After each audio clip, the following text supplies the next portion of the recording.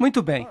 Vamos voltar para o catolicismo. Se você vai a uma igreja ou a um mosteiro católico, ali há jardins, e no jardim você encontra Maria geralmente representada numa situação de caverna. Ela é a deusa da gruta. Onde você lê uma coisa parecida com essa na Bíblia? A deusa da gruta. E Maria, no porão da catedral, está também na caverna e sai da caverna. E aqui você tem a forma oculta de escrever Maria. O M está em maiúsculas aqui. M. O M é maiúsculo aqui. Se você virar o M de lado, ele vira um sigma, que é o símbolo usado no mundo do ocultismo. A maçonaria usa o M também como sua marca principal de identificação. Então você tem o A, que é um triângulo, e você tem um triângulo de 60 graus. 60 graus é um triângulo, 6, 6, 6. O ponto do olho está por cima, no topo, e o ponto se torna o símbolo do Sol. Ele também tem outra conotação, bem perigosa, mas eu vou deixá-la de fora por enquanto. E então você chega a Reia, que é a antiga deusa do Oriente. Aqui ela está em toda a sua glória saindo da caverna. E é interessante que você também a encontra no paganismo em 3 arcos. E você pode vê-los aqui. Agora, eu já mostrei para vocês os 3 arcos dos templos antigos. Nós fomos a um templo e eu mostrei a vocês 3 arcos. E eu disse, esses arcos têm ligação com o paganismo. No catolicismo, você encontra 3 arcos associados com as divindades. E a deusa ou os deuses sempre saem da caverna. E é por isso que na Catedral de Lourdes você tem o Papa orando na gruta. Agora, isso não vale apenas para o catolicismo. Isso vale para todas as religiões pagãs. A deusa Diana era a deusa das florestas. E ela era também a deusa da caça. Então é isso que você tem aqui. No Japão, você tem uma outra festa interessante. Esta é a deusa do sol, Amaterasu, enquanto ela emerge da caverna. Em suas festas anuais, eles celebram essa deusa. Notem que a face dela é pintada de branco e as suas mãos também são pintadas de branco. Quando as pessoas fazem mímica, por exemplo, as pessoas pintam as mãos de branco e pintam os rostos de branco. Esses são rituais antigos que podem ser ligados à adoração do sol. E nós os trazemos diretamente às nossas igrejas nos dias de hoje, como se fosse algo exclusivo, excitante. Mas, em última análise, nada mais é do que adoração ao sol. Agora, vamos tomar como exemplo a cultura africana. Quando acontece o ritual de passagem da fertilidade para a idade adulta, então eles também pintam o rosto de branco, de barro, e pintam as mãos. Então, é daí que tudo isso vem. E ela é a que esmaga a cabeça da serpente, mas Cristo é quem deveria esmagar a cabeça da serpente. Por ironia, ela não apenas esmaga a cabeça da serpente, ela nutre a serpente. Porque a serpente, através dela, representa a morte e a ressurreição. E é a contrafação da morte e ressurreição de Cristo. Assim, através do feminino, você tem o poder de fertilidade para produzir nova vida. E, portanto, isso tudo tem pesadas conotações sexuais. Encontramos a mesma coisa no catolicismo? Sim, infelizmente. Porque o catolicismo de hoje é a derradeira forma da religião antiga de Babilônia. E, portanto, infelizmente, o papado deve ser o sumo sacerdote dessa religião pagã e oculta antiga. Ali você tem Maria vestida de azul e branco. E ali ela está em pé sobre a serpente como a antiga deusa. E ela está em pé numa meia-lua, que é o símbolo do útero e o símbolo da deidade feminina. Por falar nisso, o azul pode ser a cor da obediência. Se você pega o santuário, o azul é a cor da obediência. Mas se você pega o lado negro do culto, então no outro lado você tem azul e branco, que é obediência e também justiça. Mas se você vira a deidade para o outro lado, então você tem o preto, e você tem a Madonna negra, e ela também tem azul. E o azul se torna a cor da promiscuidade. O azul é a cor da promiscuidade. Você já ouviu falar de filmes azuis? Vejam que os dois lados são adorados. Você tem Maria em pé sobre a cabeça da serpente. Agora vamos ver o que o catolicismo romano diz. Este aqui vem da catedral, a Catedral de Santa Maria na cidade do Cabo. E o pecador diz que aqui está a Imaculada Maria, na presença de toda a corte celeste.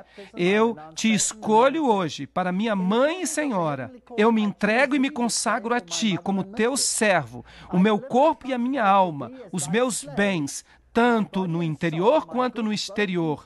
Mesmo o valor de todas as minhas boas ações, quer do passado, quer do presente ou do futuro, sem exceção, de acordo com o teu beneplácito, para a maior glória de Deus, neste tempo e na eternidade. Amém. Então, quem de fato se torna a principal divindade em sua vida? É Jesus ou é Maria? Deve ser Maria. Então, substituiu-se Jesus por outra divindade.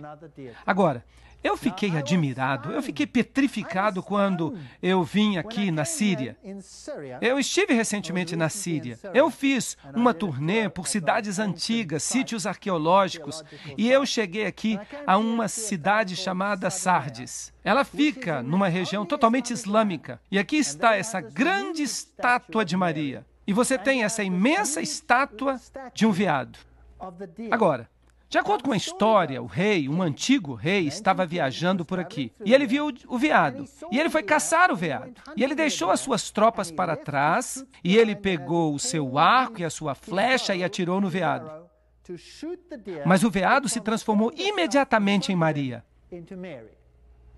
E Maria disse a ele: você precisa construir um mosteiro para mim neste lugar. Agora, este lugar não é um lugar de adoração apenas para católicos, mas para muçulmanos também. E isso é interessante, porque é aqui que as duas religiões se encontram. E aqui os milagres ocorrem. E neste mosteiro em particular, eles têm uma imagem. E essa imagem foi supostamente desenhada por nenhum outro senão pelo apóstolo Lucas. É uma imagem de Maria com a criança. Isso é estranho, porque Lucas não viu a Jesus quando Jesus era bebê. Mas, além disso, a imagem respinga lágrimas de óleo. E é claro, o óleo aqui é um representativo de purificação, algo que consagra você para propósitos sagrados. Mas uma pessoa saiu daqui carregando um pouco de óleo e uma gota caiu no chão. E é claro que essa gota se transformou na imagem de Maria. Agora, este mosteiro foi construído num antigo monte. Então, isso me fez ficar desconfiado e eu pensei comigo mesmo, se este mosteiro fica em um monte antigo, então este é um dos lugares altos. E eu deveria ser capaz, então, de encontrar evidências antigas da adoração pagã da deidade sob a forma dos arcos antigos. Então, eu saí procurando ao redor do mosteiro e aqui, nesta colina, eu encontrei. Ele está ali. O mosteiro está sobre o monte. É um lugar alto, antigo. Esta é a caverna. Ela está selada com a cruz, onde a antiga adoração acontecia. Há os arcos tríplices. E eles têm inscrições gregas. E eles são dedicados aos deuses pagãos da antiguidade. Então, pode-se dizer que o catolicismo nada mais é do que uma forma embelezada da antiga religião de Babilônia. Aqui está o lugar onde a gota caiu. E eles têm esta barra aqui com todas essas trancas. Eu não sei para que essas trancas servem. Elas não trancam nada. Ali é o lugar onde a gota caiu e se transformou na imagem de Maria. Vou aumentar para vocês. Aqui está. E esta é a antiga pintura que supostamente foi pintada por Lucas. E você tem todas essas incrustações antigas e formas pagãs de adoração. Aqui está o bebezinho, que é supostamente Jesus, e é adorado nesta catedral em Roma como Tammuz. Agora eles o chamam de Bambino, o bebê Jesus. Mas olhem para ele, coroado com ouro e prata. Este é o boneco mais precioso que você pode imaginar. Aqui estão todas as letras que escrevem Bambino. Aqui está, Tammuz. Jesus não veio assim, veio? Meu Jesus nasceu numa manjedoura. Ele não veio vestido em ouro e joias e prata, sendo adorado como um bebezinho dessa maneira. Aqui estão escritas as letras antigas. O catolicismo ensina que você pode ser perdoado antes de cometer pecados. Mesmo hoje em dia. E aqui você tem a Santa Escada. E sobre essa escada, o catolicismo faz alegações surpreendentes. Mesmo hoje em dia. Parece inacreditável. Esta é a escada na qual Jesus ficou em pé quando foi condenado por Pilatos. E ele estava com a coroa de espinhos, e o sangue gotejou, e há gotas de sangue, supostamente nesta escada ainda hoje. E eles colocaram pequenas placas sobre elas. Agora você pode se arrastar por essa escada, e se você fizer isso, e se você beijar os lugares onde as gotas de sangue supostamente caíram, então você consegue 90 dias de perdão. 3 meses de graça, antes do pecado. Você pode sair e se divertir. Você tem 3 meses de antecipação. Por falar nisso, de onde veio essa escada? Claro, a escada de Jesus estava em Jerusalém. Como é que ela veio parar aqui? Roma alega, e você pode ler isso ainda hoje, que ela apareceu uma noite transportada por anjos de Jerusalém e chegou até Roma. E ali estava ela em pé, numa manhã, e eles decidiram então construir uma catedral ao redor dela. Você pode acreditar nisso se você quiser. Vamos falar sobre a missa agora. Esta fotografia vem da Igreja de Todas as Nações. E você nota aqui que o altar está sobre uma rocha. Agora, em todas as religiões pagãs, você tem a adoração da rocha, a adoração da rocha santa.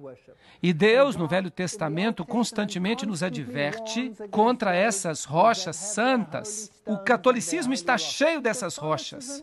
Os católicos ensinam que o sacrifício da missa é e deveria ser considerado o mesmo que aquele da cruz, no qual a vítima é o mesmo, isto é, Jesus Cristo nosso Senhor. Está no Catecismo do Concílio de Trento, parte 2, capítulo 4. Esta não é qualquer fonte. Assim, Cristo é sacrificado todas as vezes que acontece uma missa. Mas Hebreus diz que eles crucificaram de novo para si o Filho de Deus, Hebreus 6:6. E quantos sacrifícios diz a Bíblia que Jesus fez para todo sempre? Um sacrifício para todo sempre. Então, o sacrifício da missa é, em certo sentido, um símbolo da vitória de Lúcifer sobre Cristo. Ele continua a sacrificá-lo. E o crucifixo onde Cristo fica, o crucifixo é um símbolo da vitória de Lúcifer sobre Jesus Cristo. Agora, no paganismo, a cruz era também adorada como um símbolo do sol, é claro. E Lúcifer transformou-a em um de seus principais símbolos. Agora, Hebreus 10:14 diz, com uma oferta, um sacrifício, ele aperfeiçoou para sempre aqueles a quem ele santificou. Se você olha no Vaticano, isso vem do Museu do Vaticano, você tem um anjo que carrega a tríplice coroa que apoia Cristo sobre a cruz, mantendo-o na cruz. Então, o crucifixo, em certo sentido, é um símbolo da vitória sobre Cristo. E comer o pão é um ritual pagão antigo. A Eucaristia, ou hóstia, tem as letras IHS sobre ela. Isis, Horus e Set. E a hóstia vem da palavra latina para sacrifício. A hóstia redonda, cujo formato redondo é tão importante no mistério romano, é outro símbolo de Baal. Então, o formato redondo é um símbolo do sol. E aí você o tem mesmo no lado da cruz, que também é um símbolo do Deus Sol. Muito bem, aí está. Na Síria, nós temos o símbolo do Sol, que era redondo, e foi colocado na meia-lua, que era o símbolo do nascimento no útero do Deus Sol. E ele era chamado Baal Haddad. E sempre havia uma estrela na lua. E a estrela representa a estrela do Oriente. Ela era chamada de Cão Maior. E era uma representação de Sírio. Agora, lembrem-se dos antigos magos, os 3 reis magos que vieram a Jesus, está bem? Agora, o ocultismo hoje em dia, em sua forma maçônica, ensina que os reis magos seguiram uma estrela do Oriente e a seguiram até Belém. É isso que eles ensinam. Pergunta: se os reis magos vieram do Oriente, então onde estava a estrela em relação a eles? Sobre Belém? Ela estava no oeste. Então, de fato, a estrela que eles estavam servindo não é a estrela que representa Jesus Cristo, mas aquela no Oriente que representa Sírio, cão maior, e é um símbolo de Lúcifer, não de Jesus Cristo. Então, esse era o símbolo mesopotâmio antigo de Baal-Hadad, a estrela ou o disco redondo. Não importa se é um ou outro. Um é o símbolo de Horus, que é o renascimento, e o outro é a forma de Osíris, que é a forma adulta. Não importa, é tudo uma só coisa.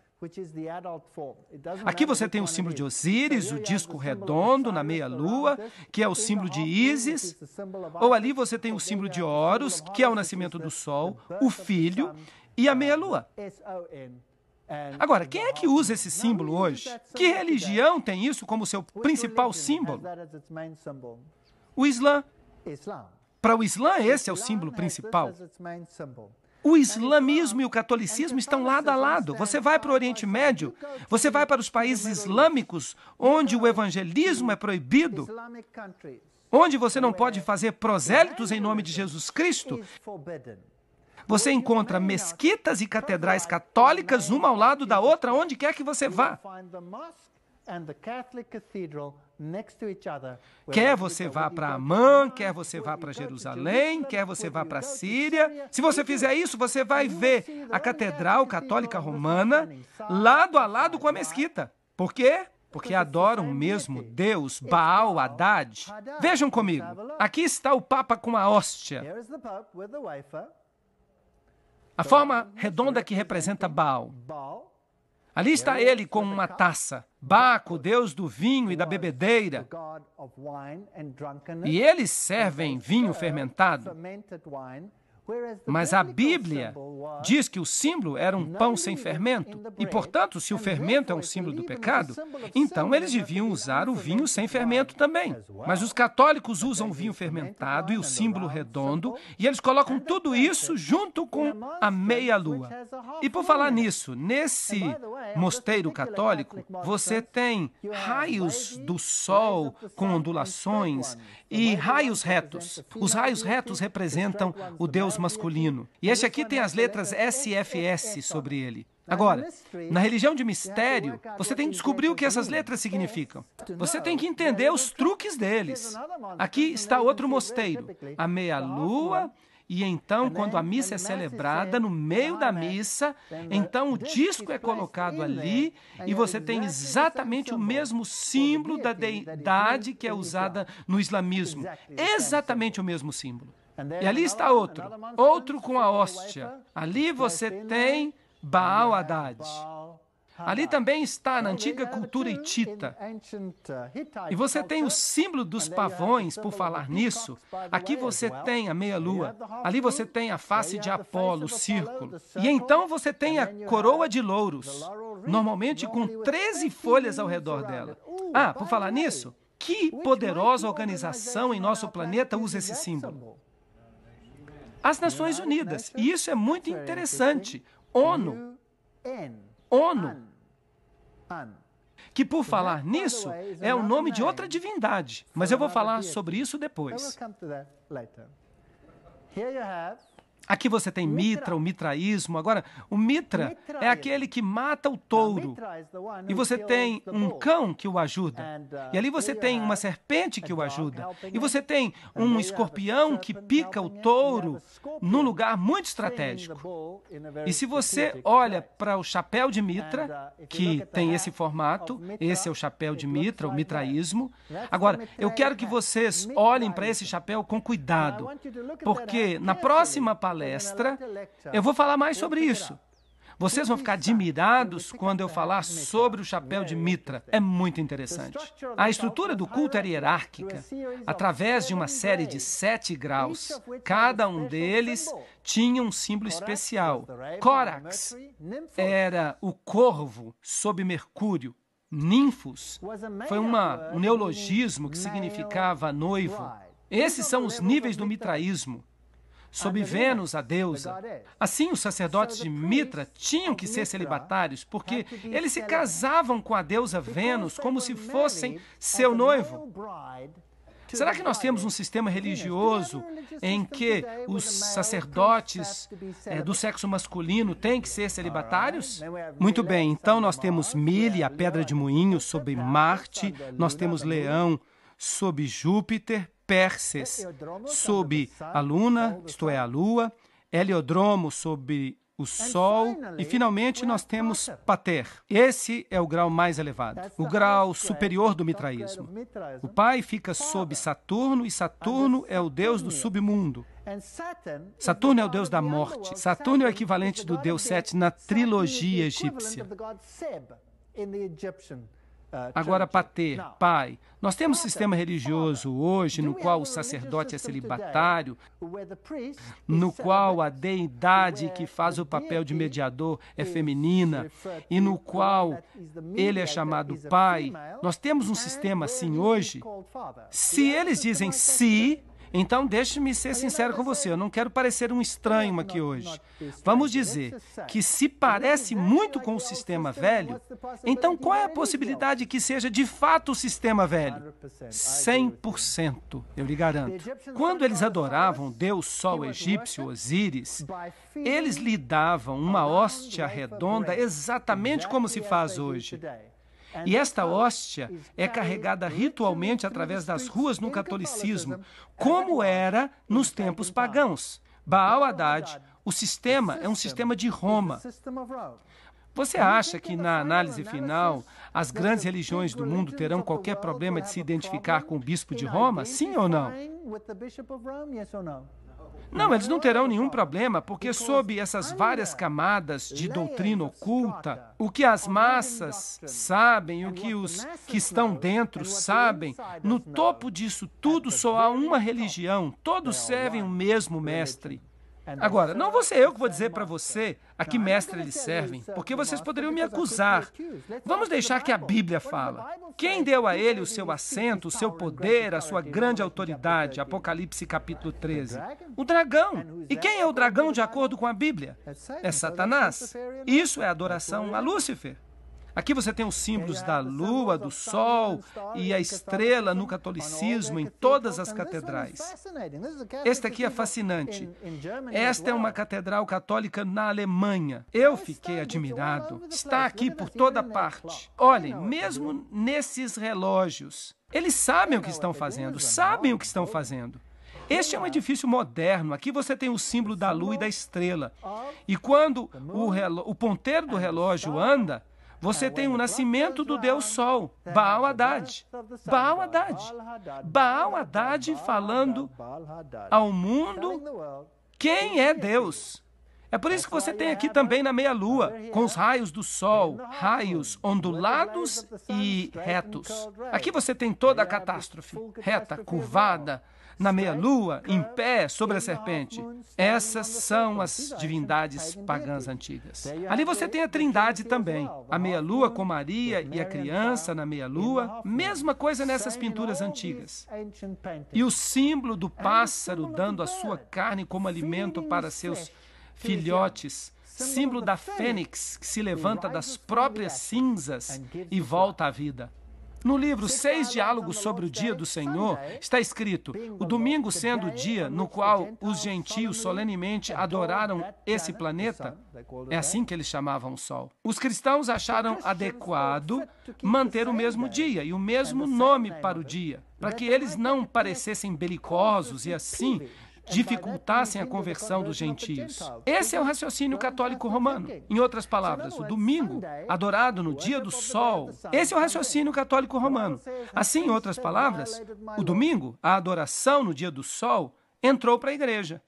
A Bíblia diz: seus sacerdotes violaram a minha lei e profanaram minhas coisas sagradas. Eles não fizeram diferença entre o santo e o profano. Nós vimos como Roma mudou o dia de adoração do sábado para o domingo, a fim de se alinhar com o culto pagão. No dicionário Webster, edição de 1929, encontramos: o domingo é assim chamado porque esse dia era antigamente dedicado ao sol, ou à sua adoração, o primeiro dia da semana. Aí está a razão. É porque é de fato a adoração. Eles não estão enganados. Aqueles que estão na liderança sabem exatamente o que estão fazendo. Eles sabem exatamente. Aqui está a face da criança dentro do símbolo da fertilidade no altar católico romano. E o que está ao redor? Eu nem vou explicar, eu vou deixar isso de lado. Símbolo masculino e feminino e a face de Apolo. No Mundo Católico de março de 1984, na página 809, está escrito: o sol era o principal. Principal o quê? Principal símbolo do paganismo. Daí a igreja parece ter dito: podem continuar com o velho nome pagão. Vai continuar consagrado, santificado. E assim o domingo pagão, dedicado a Baal, se tornou o domingo cristão, sagrado a Jesus. Esse Jesus, no entanto, não é Jesus de Nazaré. Esse é outro Salvador. Javé, o Salvador, o outro Deus no lugar. O Salvador contrafeito. Aí você tem o sol como símbolo ali. Ali você tem como símbolo de Os jovens, quando eles vão para alguns festivais, eles usam drogas. E eles usam mantras adaptados à música para colocá-los num estado alterado de consciência, para que outro poder se apodere deles. Portanto, os mantras, as orações repetitivas, são um símbolo de todas as religiões pagãs. Você o encontra no Islã, você o encontra no catolicismo, você encontra em todas elas. E de onde vem o mantra? De Babilônia. Ali você tem os sacerdotes pagãos de Baal com as suas miçangas de mantra, os seus rosários nas mãos. Ali você tem as divindades hindus com seus rosários de mantra também nas mãos. Vamos falar sobre a missa agora. Esta fotografia vem da Igreja de Todas as Nações. E você nota aqui que o altar está sobre uma rocha. Agora, em todas as religiões pagãs, você tem a adoração da rocha, a adoração da rocha santa. E Deus, no Velho Testamento, constantemente nos adverte contra essas rochas santas. O catolicismo está cheio dessas rochas. Os católicos ensinam que o sacrifício da missa é e deveria ser considerado o mesmo que aquele da cruz, no qual a vítima é o mesmo, isto é, Jesus Cristo nosso Senhor. Está no Catecismo do Concílio de Trento, parte 2, capítulo 4. Esta não é qualquer fonte. Assim, Cristo é sacrificado todas as vezes que acontece uma missa. Mas Hebreus diz que eles crucificaram de novo para si o Filho de Deus, Hebreus 6:6. E quantos sacrifícios diz a Bíblia que Jesus fez para todo sempre? Um sacrifício para todo sempre. Então, o sacrifício da missa é, em certo sentido, um símbolo da vitória de Lúcifer sobre Cristo. Ele continua a sacrificá-lo. E o crucifixo onde Cristo fica, o crucifixo é um símbolo da vitória de Lúcifer sobre Jesus Cristo. Agora, no paganismo, a cruz era também adorada como um símbolo do sol, é claro. E Lúcifer transformou-a em um de seus principais símbolos.